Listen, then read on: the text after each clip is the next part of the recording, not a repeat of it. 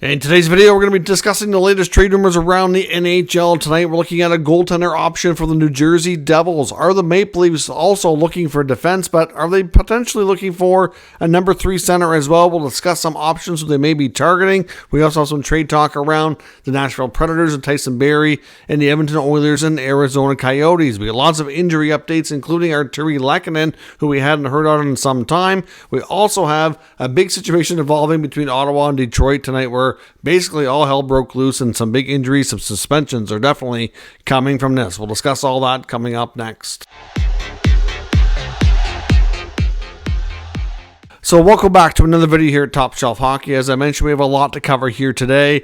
First up, let's get started with a lot of the injury updates and roster moves from around the NHL. Lots of things taking place earlier today. We finally got an update on Arturi Lehkonnen in Colorado. One of their top wingers, of course, who they acquired from Montreal a couple seasons back at the deadline. Has been a really solid, important player for them, and unfortunately suffered a pretty serious major injury some time ago. It's been about a month or so since he's been injured, and we didn't even know the original timeline. Just thought he was going to really be out longer term. But head coach Jerard Fagerberg finally gave a little bit more details, saying that it was about a 10 to 12 week prognosis for recovery. Originally, we're about a month into that, so he's looking at probably about another 6 weeks or maybe a little bit more before he can return. So you're probably looking at sometime early to mid-February. So that's a significant absence for the Avalanche for sure. But the good news is he'll be able to come back with enough time left in the regular season that he should be able to get lots of action in before the playoffs start. So hopefully he can stay healthy after this, because he's an important part of that Avalanche team. Wild defenseman Jonas Brodin looks like he's going to miss significant time as well. In last night's game between the Wild and the Oilers, he got a hit from behind right on the numbers from Evander Kane. I know there's not going to be any supplemental discipline for Kane, and there was no penalty on the play.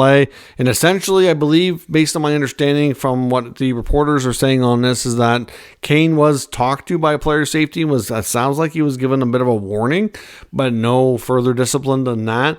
Essentially, they felt Brodin kind of didn't protect himself well enough, because he does do a shoulder check, and he kind of knew the player was coming and didn't protect himself well enough. Essentially, is kind of what the summation here is, why things didn't go down differently and why there was no penalty or supplemental discipline. But according to Minnesota Wild reporter Michael Russo, Jonas Brodin is going to miss significant time, which is a real unfortunate. They were starting to play so much better after the coaching change, and obviously a big injury like that's going to certainly going to hurt.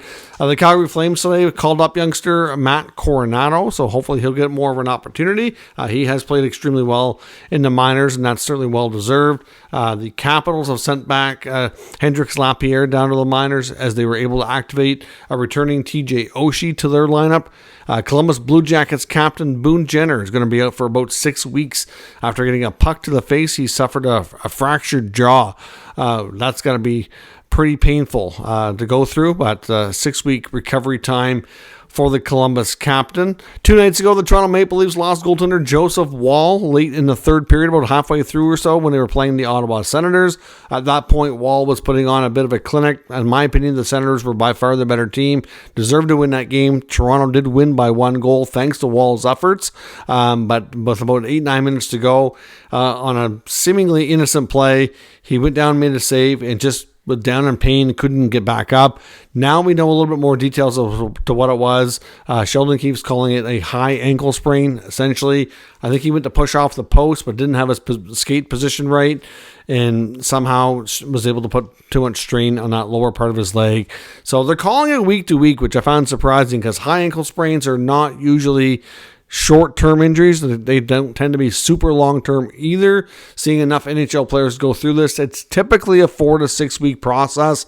And to be honest, a lot of players, when they first come back, they're able to play, but it's usually a case where the ankle takes longer than that before it feels completely normal. It can be, even 8 to 10 weeks. I know Senators player Drake Batherson went through this last year, and when he came back, even for the rest of the year, you could tell the way he skated. It was off a little bit, and he even said himself it wasn't until the summer, when he had ample time to recover, that it finally felt 100% normal. So, I think it's going to be I just don't want fans to think it's going to be like a week and he's going to be back. I think it's going to be longer than that. I mean, every sprain's a little different. It depends on the grade of it and how severe, of course, but I would say he's likely going to be out until late January, perhaps, is what is, maybe a little sooner, but it's going to be a bit for sure. So they have to hope that Samsonov can find his game and hold down the fort while he's recovering.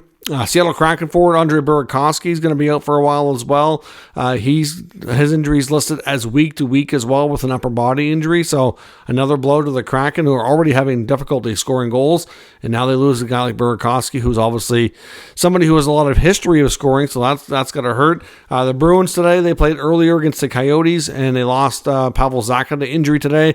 Upper body injury. No exact timeline on if he's going to miss time or what it's going to be like, but he did leave the game, didn't come back, and is expected to likely miss time at this point, but we don't know the full details. Charlie McAvoy also missed today's game. He's been out, and what they're calling him day-to-day. He shouldn't be out for too much longer. And as I mentioned in one of the later games tonight in Hockey Night in Canada, the Senators and Red Wings, which is becoming quite a heated rival, really. And in the first game of the season, which was DeBrincat's return to Ottawa, it didn't take long for things to get heated. I can't remember which player it was on the Sens laid a big hit on DeBrincat, and things just kind of went chaotic, and it's happening all over again here tonight.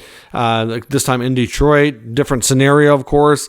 Essentially, it was a case of late or middle, or I can't remember exact time on the clock, but we're down 8-10 minutes or so left in the first period. Dylan Larkin went down. It was a scary situation. Larkin's in front of the Senators' net, battling for position. He's got Matthew Joseph on one side, Parker Kelly on another.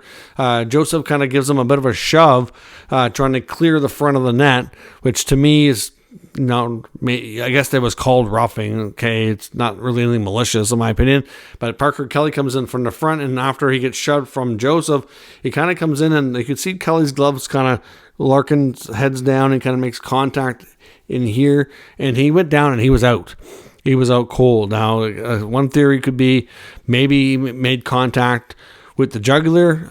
If you cut off circulation there even for a second or so, you're going to lose consciousness very, very quickly. I don't know if that's what happened, but good theory. We'll have to wait and find out more about Dylan Larkin. At this point, he hasn't returned to the game. It's about halfway through the second period now as I record this. But that wasn't the end of it. Of course, that was, Larkin goes down. And I guess he does have history with Matthew Joseph. They did have a situation a couple of years back when Joseph was still with Tampa.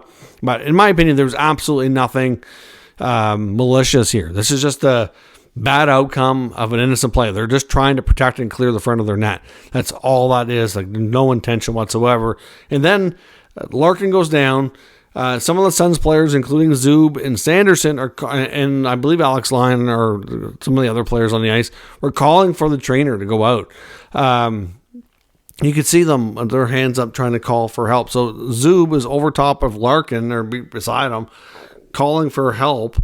And David Perron turns around, doesn't know what happened, clearly didn't see what happened to Larkin, just sees him laying on the ice and absolutely loses his mind and skates over and attacks Zub by cross-checking him in the head. He was given a 5-minute major match penalty, intent to injure. That's going to lead to a suspension. Just completely lost it. I understand you're mad, your teammate's down on the ice, it looks bad, you don't know what happened. But man, take a breather. Absolutely unnecessary. And looking at social media, looking at Red Wings fans, the way they're talking about some of these Sens players like Joseph, calling them a piece of crap and how dirty they're. That was an innocent play, nothing malicious. Calm your jets here. If you want to call anybody down, you should be calling David Perron these names, because ultimately what he did was reckless and careless and completely unnecessary. Completely. And I guarantee you he will be suspended. Now, Joseph and Kelly were both given 2 minutes for roughing, which to me is okay. I get it. Anyways, Patrick Kane ended up scoring his first goal as a Red Wing on a subsequent power play. So that was it was a nice goal too, a highlight reel goal. But I don't know. It's just these two teams have had all hell break loose a couple of times now. I honestly think where they're both, up and coming teams. Obviously, Detroit's a little bit ahead of Ottawa in the standings right now. But at some point, I don't know if it'll be this year, probably not. But in the next couple of years, if this rivalry continues to build and they can eventually have a playoff series, I can see that being a real intense rivalry as they're both, kind of getting better and building things up here. So anyways, I guarantee there's going to be at least one suspension for Perron come out of that. I don't know if there'll be anything supplemental for Kelly or Joseph on that. I honestly don't think so. But we'll have to wait and see after player safety reviews that. So just a crazy, chaotic sequence of events there. Little Caesars Arena in Detroit tonight. Now on to the trade rumor section of the video. Tyson Barrie. I've seen Pierre LeBrun of TSN talking about Tyson Barrie trade requests. Apparently Barrie Trotz not happy that this got out to the public as easily as it did. Probably feels that impacts his, his ability to pull off a fair trade. Teams are going to take advantage of the fact that Barrie wants to leave. He's making $4.5 million though, and to be honest, I think a lot of people expect probably salary retention. But according to Pierre LeBrun, the Nashville Predators are not willing to do that. If they're going to trade him anytime soon, they want the other team to take on the full salary, and that's going to be a challenge. A lot of teams that are looking for help don't have a ton of cap space. At 50%, if they can get him down to $2.25 million, that's a lot more manageable. And in some cases, you're still going to need that plus something come off their books to free up a little extra room.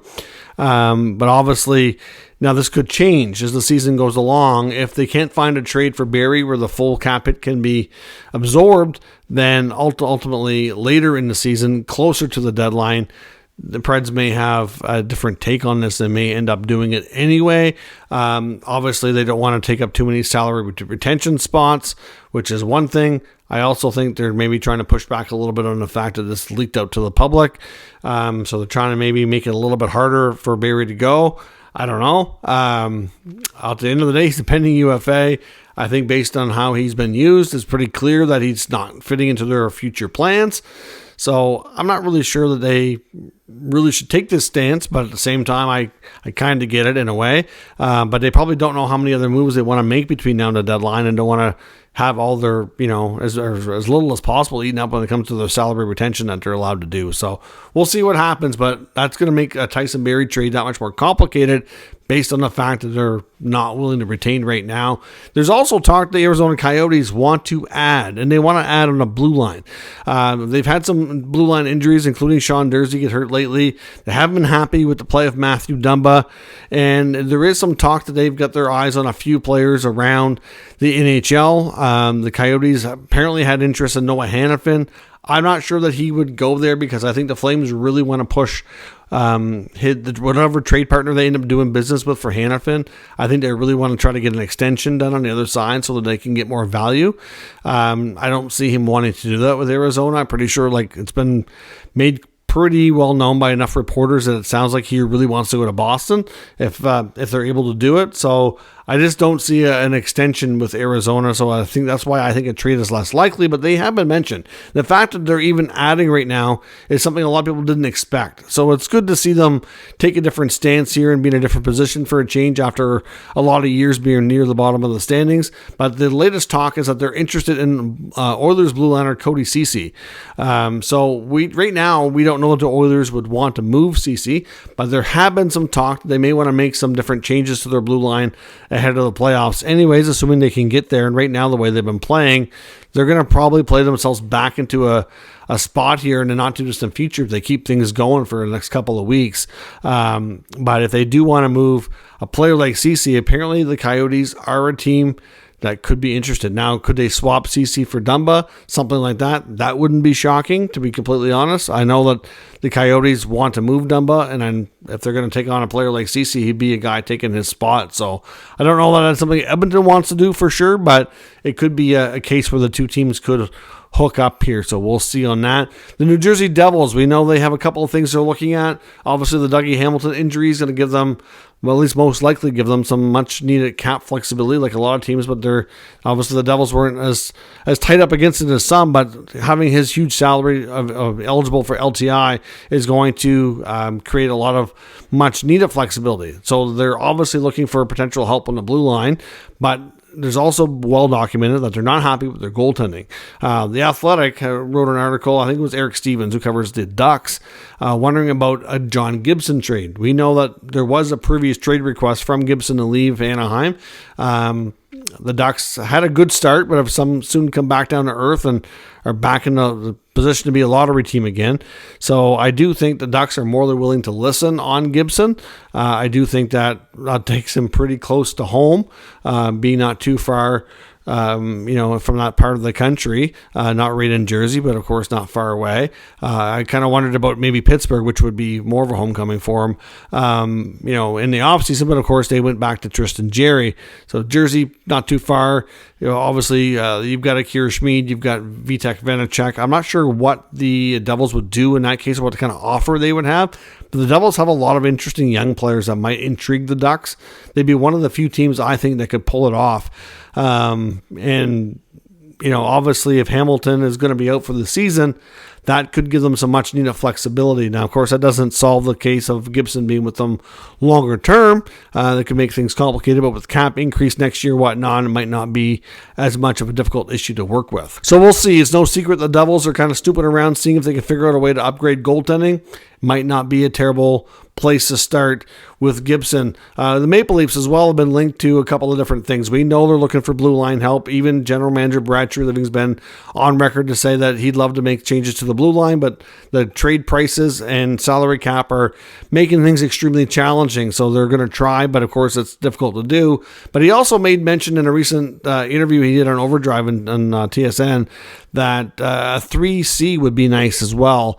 And there's another Athletic article talking about some options for that. Obviously, Max Domi at times has been the 3C, done an okay job, but not really the ideal person they want there. They put Nylander there early in the season, and I think Nylander's a much better winger. I don't know that they really want to go back to that experiment. They made it sound like at the preseason they were going to give him an extended look, but it didn't take that long to stray away from it. But certainly he needs to play on the wing on the top two lines for sure.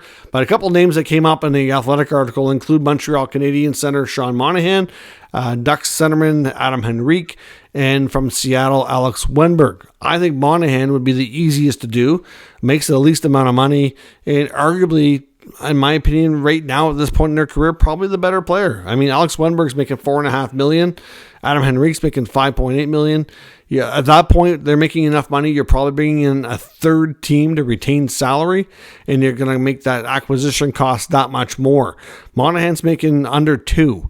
So for that kind of contract to retain money in Montreal's end, that makes it a lot more affordable. Now, the Montreal Canadiens and Toronto Maple Leafs don't hook up for a lot of trades, but if we get a little bit later into the season and Montreal's definitely not heading towards the playoffs, which I don't expect them to do, this is another rebuilding kind of year for them, in my opinion. So we'll be curious to see what they could offer. I think Monahan is not guaranteed to be dealt, for one. I think that they've been happy with him. They obviously got him for a really cheap price from the Flames. He's worked out admirably well, but of course missed a lot of time last year. Hard to say long term if they really have desire to keep him, but even if they do, they could still trade him to the Leafs or anywhere else and then consider re-signing him in the offseason. Doesn't mean he's going to sign a new contract with the team he goes to if he is traded. So there is that possibility that he gets dealt and then returns via free agency. I wouldn't completely rule out that possibility, but Monahan could be an excellent option. The way he's played and the way he's looked, with the salary he's making and experience he carries, I think it could be a realistic option for Toronto if they really want to upgrade that. But to me, that's probably going to be something that comes later in the year. I think they're probably not going to be too worried about that for the time being because they're obviously finding ways to win. Even though they're not doing a lot of regulation winning, they certainly are finding ways to win and getting to the playoffs, which is all that's important for right now. They'll figure out the rest as the season goes along. So let me know your thoughts on all today's news and rumors down in the comments. We'll discuss further. If you're new to the channel, make sure you subscribe and stick around. We'll keep you up to date with the latest news, rumors, and analysis of all 32 NHL teams. Thanks for watching, and I'll catch you next time.